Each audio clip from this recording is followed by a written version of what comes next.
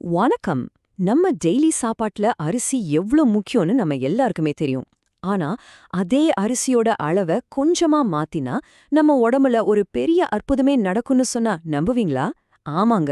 இன்னைக்கு நம்ம பார்க்க போறது வெறும் 48 நாள்ல உங்க ஆரோக்கியத்தை சூப்பரா மாத்தக்கூடிய ஒரு சிம்பிளான சேலஞ்ச் பத்தி தான். பாத்தீங்களா? இந்த விளக்கத்தையே ஒரு சேலஞ்சோட தான் நாம ஆரம்பிக்கிறோம். ஆனா பயப்படவே வேண்டாம். இது மருந்தோ மாத்திரையோ இல்ல பெரிய மெடிக்கல் ட்ரீட்மெண்ட்டோ கிடையாது. ரொம்ப சிம்பிள். அடுத்த 48 நாளைக்கு உங்க சாப்பாட்டு பழக்கத்துல ஒரு சின்ன ஆனா ரொம்ப பவர்ஃபுல்லான ஒரு மாற்றத்தை கொண்டு வர போறோம். என்ன, இந்த சேலஞ்சுக்கு நீங்க ரெடியா? சரி, இந்த சேலஞ்சோட ரூல் ரொம்ப ரொம்ப முக்கியமான ரூல் இதுதான். நாங்க உங்கள பட்னி கிடக்க சொல்ல போறதில்ல, இல்ல நான் சாப்பாட்ட குறிச்சுக்கோங்கன்னு சொல்லல. அதுக்கு பதிலா உங்க தட்டுல இருக்கிற சாப்பாட்டோட அளவுகள, அதாவது அந்த விகிதத்தை மட்டும்தான் மாத்த போறோம். இது நம்ம சாப்பிடுற முறையே ஒரு புது கோணத்துல பார்க்க வைக்கும். இதோ பாருங்க. இதுதான் அந்த மேஜிக் ஃபார்முலா. உங்க தட்டுல வெறும் 30% மட்டும்தான் அரிசி சாப்பாடு இருக்கணும். பாக்கி 70% முழுக்க முழுக்க காய்கறிகளால நிரம்பியிருக்கணும். காலை டிஃபனா இருந்தாலும் சரி, மதிய சாப்பாடா இருந்தாலும் சரி, நைட் டின்னரா இருந்தாலும் சரி, 3 வேளைக்குமே இதே ரூல் தான். இப்போ உங்களுக்கு ஒரு கேள்வி வரலாம். அரிசிய குறைக்கணும்னா வெறும் சாதத்தை மட்டும்தானே அப்படின்னு. இல்ல, அங்கதான் ஒரு முக்கியமான விஷயத்த நம்ம கவனிக்கணும். நீங்க காலையில சாப்பிட்ற இட்லி, தோசை, உப்மான்னு அரிசி மாவுல செஞ்ச எதுவா இருந்தாலும் சரி, அது எல்லாமே அந்த 30% கணக்குல தான் வரும். சோ, என்ன சாப்பிடுங்கிறத விட எந்த அளவுல சாப்பிடுங்கிறது தான் இங்க ரொம்ப முக்கியம். அடுத்ததா ஒரு சிம்பிளான ஆனா ரொம்ப பவர்ஃபுல்லான டிப். நீங்க எந்த அரிசி யூஸ் பண்ணாலும் பரவாயில்ல, அத சமைக்கிறதுக்கு முன்னாடி ஒரு வெறும் கடாயில போட்டு லேசா வறுத்துக்கோங்க.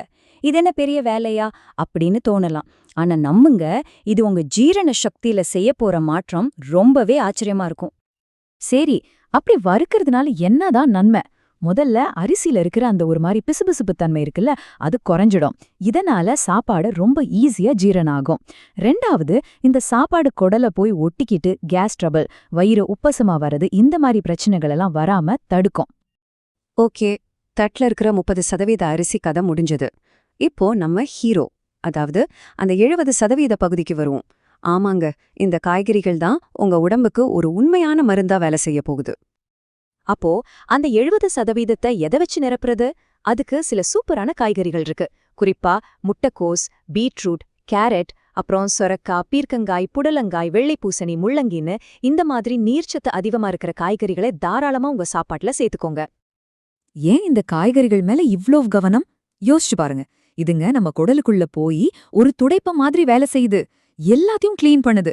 இதுல நார்ச்சத்து ரொம்ப அதிகமா இருக்கிறதால உடம்புல இருக்கிற கழிவுகள் எல்லாம் ஈஸியா வெளியேறி நம்ம உடம்பு சுத்தமாயிடும். ஐயோ, இதெல்லாம் எப்படி சமைக்கிறதுன்னு யோசிக்கவே வேணாம். ரொம்ப சிம்பிள். உங்களுக்கு பிடிச்ச மாதிரி ஒரு பொரியல் செஞ்சுக்கலாம்.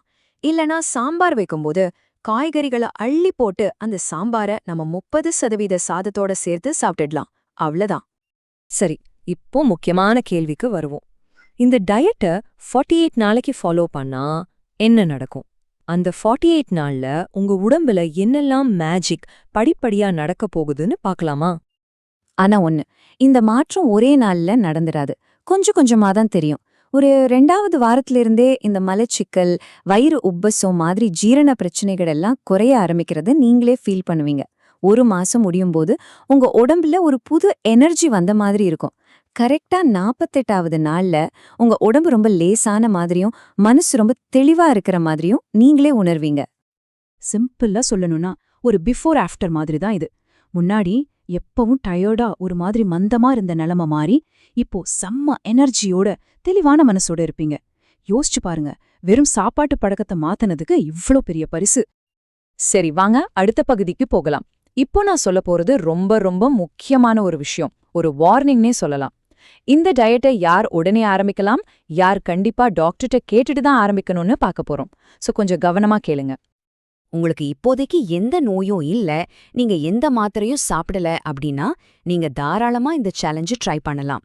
ஆனா உங்களுக்கு சுகர், பிபி, தைராய்டு மாதிரி ஏதாவது பிரச்சனை இருந்து அதுக்காக ரெகுலரா மருந்து எடுத்துக்கிட்டு இருக்கீங்கன்னா நீங்க கண்டிப்பா உங்க டாக்டர் கிட்ட ஒரு வார்த்தை கேட்டுட்டு தான் இதை ஆரம்பிக்கணும். ஏன் இந்த வார்னிங் இவ்ளோ முக்கியம்னு சொல்றேன்னா, நீங்க ரொம்ப நாளா ஒரு மருந்து எடுத்துக்கும்போது உங்க உடம்பு அதுக்கு பழகி இருக்கும். அப்படி இருக்கும்போது நீங்க சாப்பாட்டு முறைய மாத்திட்டு டக்குன்னு மருந்து நிறுத்திட்டீங்கன்னா அது பெரிய ஆபத்துல கொண்டு போய் விட்டுரும்.